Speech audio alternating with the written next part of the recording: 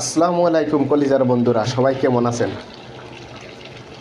আসলে প্রবাসীরা সুখে থাকুক আর কষ্টে থাকুক, আল্লাহ সবসময় প্রবাসীদেরকে ভালোই বাসে এবং সবসময় ভালো খাদ্য খাবারগুলোই খাওয়ায়।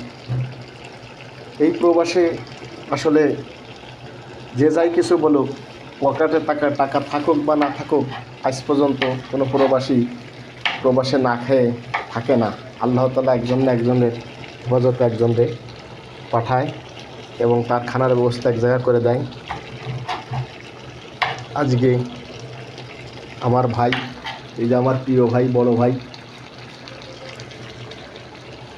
সৌদি আরব আসছে নতুন, এসে বলল, ভাই আজকে আমি মাথা খাবো, তাই মাথার মাংস কিনে নিয়ে আইছে। যে ডাইরেক্ট মাথা একটা, সাথে গিলু আছে, গিলু ভাজি করবে, সেই জন্য আলাদাভাবে ঝাল পেঁয়াজ কুচি করতেছে, আর আমি এই যে মাংস পাকাচ্ছি।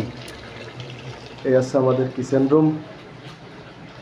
কত বোঝেন যে প্রবাসী ছেলেরা কতটুকু পরিষ্কার পরিচ্ছন্ন রাখতে পারে।